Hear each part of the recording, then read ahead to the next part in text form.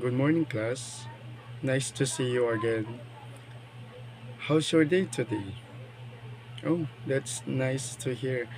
No? So, before we will proceed to our formal discussion, let us put our mind to the presence of God. The sun comes up, it's a new day dawning. It's time to sing his song again. Whatever may pass and whatever lies before me, let me be singing till the evening comes. Bless the Lord, oh my soul, oh my soul. I worship His holy name. Sing like never before, oh my soul. I worship Your holy name. Good. So, let us proceed for the checking of attendance, no? Okay. So, everybody is here, no? Okay, so thank you for attending our class today. So, our class room rules today. So, when somebody is talking, you have to listen. Two, if you have any questions or queries, just raise the top button or raise your right hand in this video. No? Okay. So let us recall the topic. No? What was our topic last meeting? Anyone from the class? Yes, Mark. You're raising your hand. Good. Yes, you are right. No, our topic last meeting, it's all about the tools and equipment, no, in using in the agriculture. So I will be sliding the next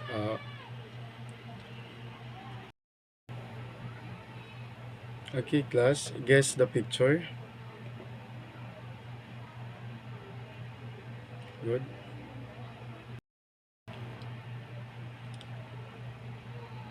What is the pictures all about? What do you think will be our lesson for today?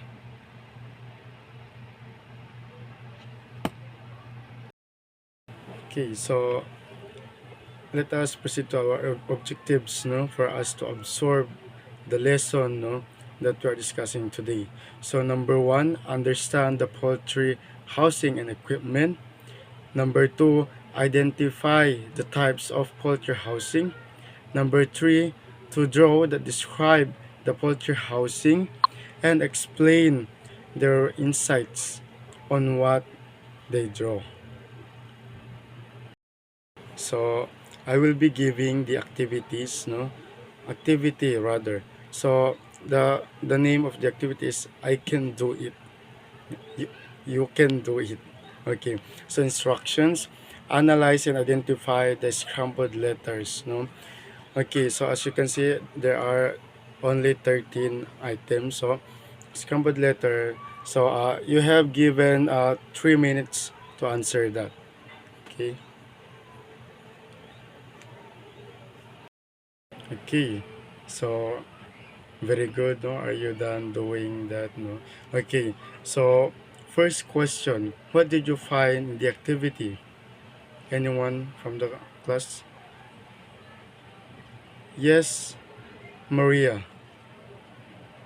Yeah, okay, that's good to hear, no, from you. Okay, so second question, what have you observed from the activity? Yes, Joel. Okay, so of course, no, it's scrambled letters.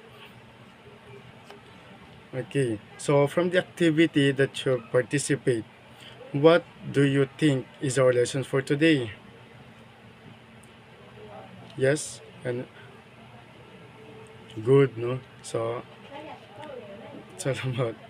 poultry housing. Okay guys, poultry housing and equipment are critical component of successful poultry farming. They play a substantial role in ensuring the health, productivity, and welfare of the birds, chicken, proper housing, and provides protecting from the elements and predators, ensure hygiene, and facilitates management practices. So, poultry housing and equipment, no? So it is a very important component, no, of the uh, poultry housing. So we should also protect, no, our poultry, our chicks and chickens to prevent, no, any causes from the predators, no, and of course let us give them hygiene, no, for their cleanliness, no. Okay, let us proceed to the poultry housing and equipment. Number one, we have conventional housing. Please read, Mr. Yusuf. Okay, so that's good to hear, no? Okay, so number two, free range housing. Yes. Okay, so that's good to hear, no? Okay, so number three, we have cage system. Please read, Miss Maria. Okay, so cage system. Okay, good. So number four, we have pastured poultry housing. Good. Okay, please read, Mr. Sam.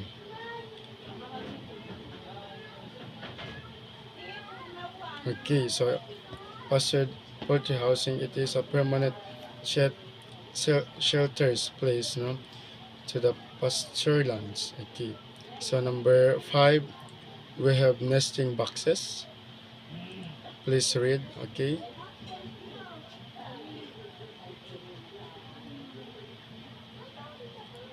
Okay, so good, no, for the lay eggs. Good. Okay, so let's proceed to the number six, no, the feeders.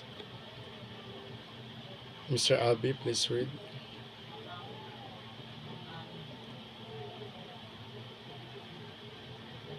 Okay, good. So let's to hear that. So number seven, we have waterers.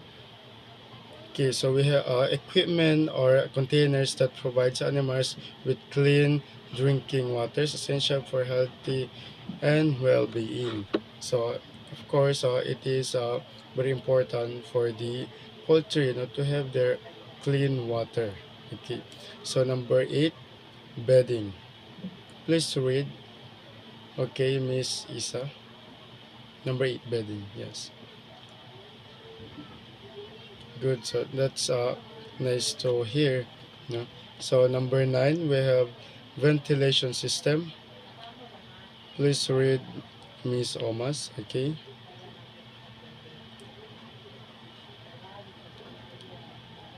Okay. Good. Okay. So number 10, lighting. Good. Okay. So it is the artificial light. No, it is very important to use for our chicks. No. Yes, for help to them the production of egg, they need the warm. Okay, so number 11, we have biosecurity. Okay, so let me just read this. Okay, measures taken to prevent the introductions and spread of diseases within animal populations, including sanitation, restricted access, and vaccination. Okay, so that is the biosecurity. So number 12, we have animal welfare. Please read, Mr. Ion. Animal welfare. Yes.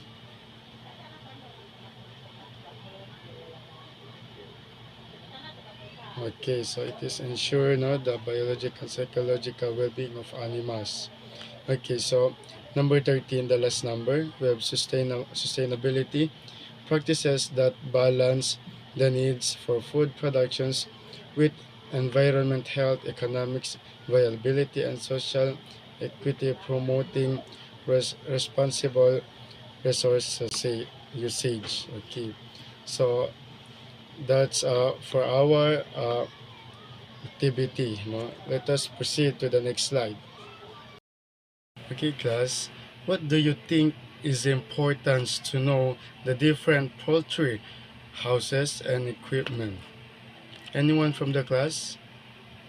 Okay, Mr. Reynaldo. Good. Precisely, no? That's how important the poultry housing and equipment in the chicks, no, and the chicken. So let us proceed, no, to our another activity. I will just read the direction. Make an image or draw that describe the poultry housing and explain your insights on what you draw. Okay, so here is this. Okay, so when you draw, no, let's say put in the upper band paper is the drawing, and in, in the lower part is the explanation, your insights about what you draw. Okay. So if we're done doing the drawing, no, okay, so let us proceed to this. In a one whole sheet of paper, write about your insights on how adopting best practices can enhance both animal welfare and activity in poultry management. So you can write this to the one whole sheet of paper, no, and the words is no longer than 200 words. Hmm, okay, good. So before we will end this class, no, I will just give you an assignment, no, to be passed on Monday. Okay, so conduct a research, no. You will group yourself according to what you want, or I think to at least 5 members in a one group. Okay, so conduct a research project where you evaluate different poultry housing system. So to be passed next month. Yes. Okay. So that will be all, class now. Thank you for your presence today, for attending my class.